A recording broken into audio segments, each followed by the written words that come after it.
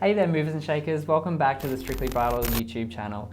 Today we're going to be talking about general advice on things to do and to be aware of and to avoid for your first dance on your wedding day. Let's get right into it. Advice number 5 that I have for your first dance on your wedding day is to make sure, fuck, I missed it. Oh God.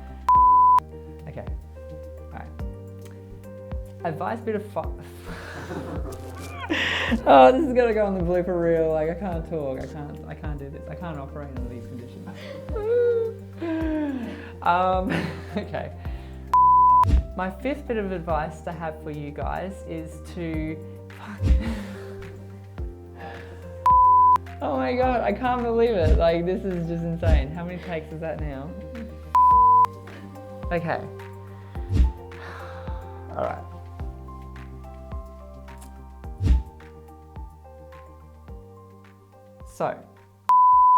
So the first bit of advice that I have for you guys is to avoid distractions, okay? So you got to keep in mind, you're going to have all your friends and family there. There's going to be alcohol involved, people are partying, people are in party mode, right? So you got to make sure that you're aware of those distractions going into it so that you can tailor make your mindset to make sure that you can take it in, but also keep it at arm's length as well so you can concentrate on what you're doing. So very, very, very important that you are aware that there will be distractions, and like my family are just absolutely crazy. So that's something that I always have to be aware of myself whenever I'm doing something for them.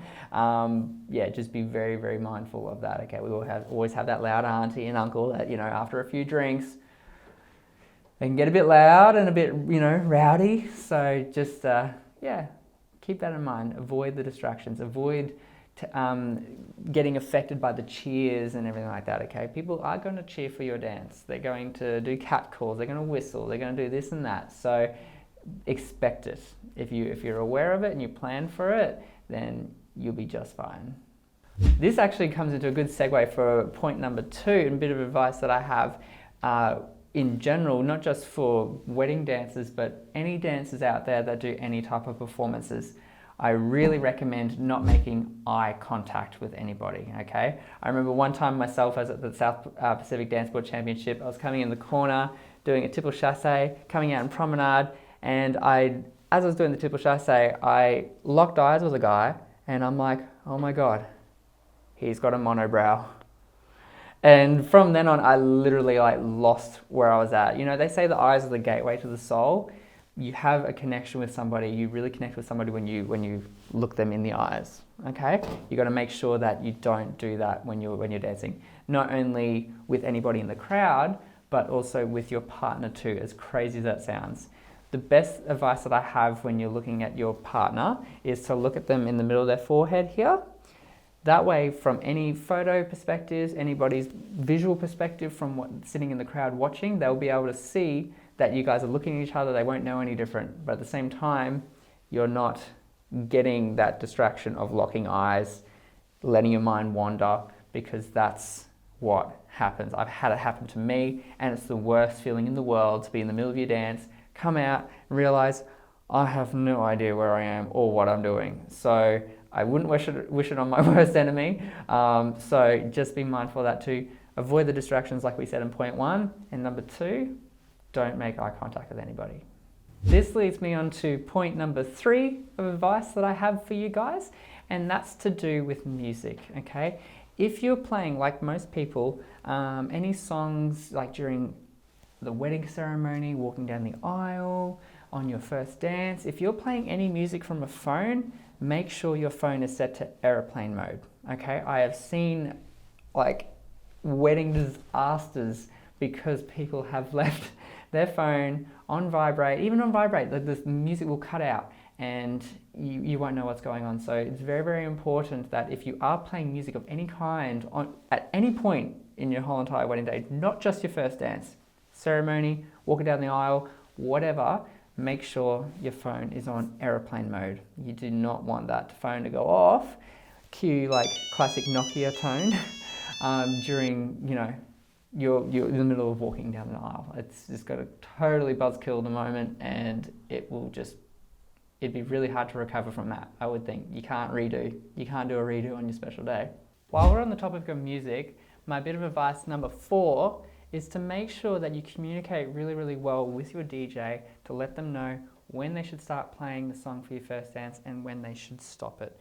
In one of the first videos that we did, we touched base on how you should cut the end of the music, whether you just like let it continue to play, your bridal party come on, if you cut it to fit the end of the song, so you shorten the song, or if you just fade it out with the DJ.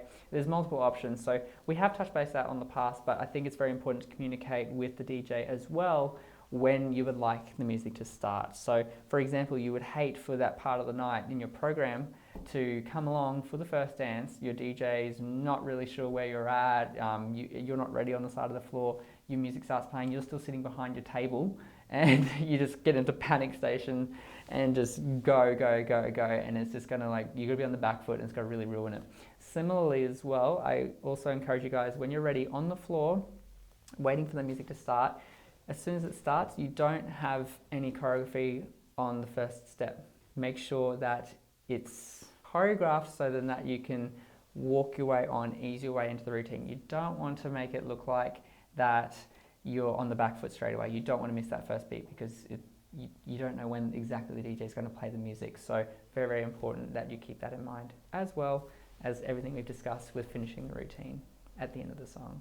Advice for number 5 is a question that I'm asked quite regularly from my bridal clients, and that's when they should have the first dance. So I've got to say, everyone's really different, okay? Some people have it before the cake, some people have it after the cake, some people have it right at the beginning of the reception.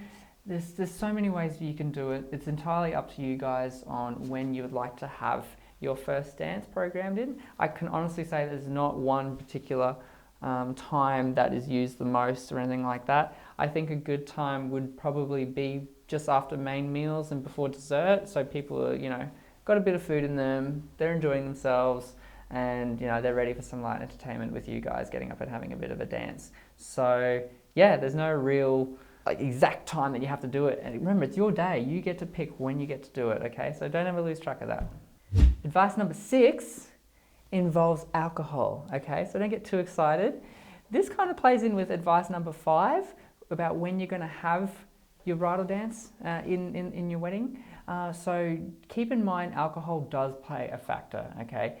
You've probably been drinking in the afternoon after the ceremony leading up to the reception. So it's something to consider that, if you've had a few drinks, obviously you're not going to be able to perform or think as straight as you can. That's just the way alcohol works. So again, just be very, very mindful on how much alcohol you've consumed beforehand. I mean, having a drink or two is completely fine if you know that you can still function competently. Just to, obviously downplay any nerves or anxiety you may have about getting up and dancing in front of everybody. That's totally cool. Take the edge off. No problem with that. But keep in mind, know your limits. You don't want to just completely write yourself off and not even be able to get on the floor to perform because you're just absolutely wrecked. So keep that in mind, very, very important. After the first dance, go hard. If you feel like you need to have a few cold drinks after that one, all yours. Advice number 7 is surrounding where you're going to be dancing, okay? I had a couple of clients recently who had their dance floor outside under marquees, out in the open air, and obviously being this time of year, being in winter here in Australia right now, it obviously gets cold. So what happened, we found, was there was dew that was forming on top of the dance floor, and obviously very slippery, very dangerous.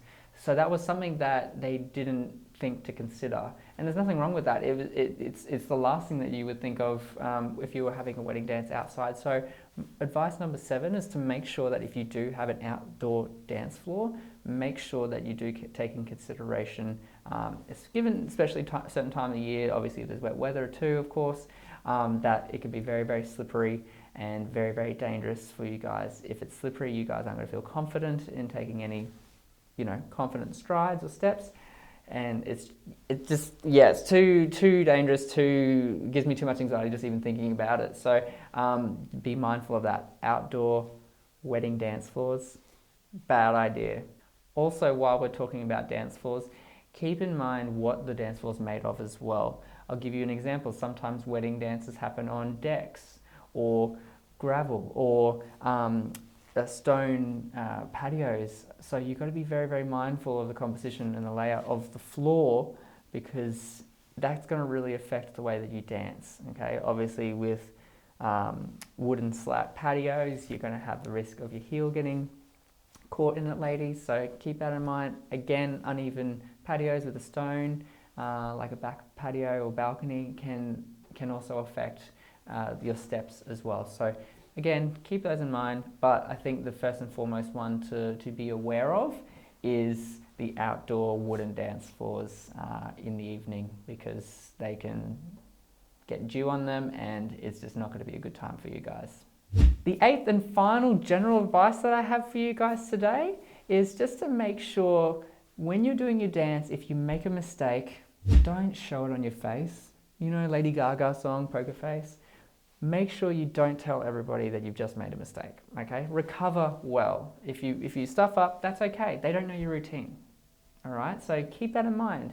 But if you show it on your face, they're gonna become experts in a second. They're gonna tell you, oh, she stuffed up there, she's meant to step on the right foot. What? They have no idea what they're talking about. But if you show them your face, you're gonna be telling them that you've made a mistake. So the best thing to do is just smile through it and be like, that was meant to happen.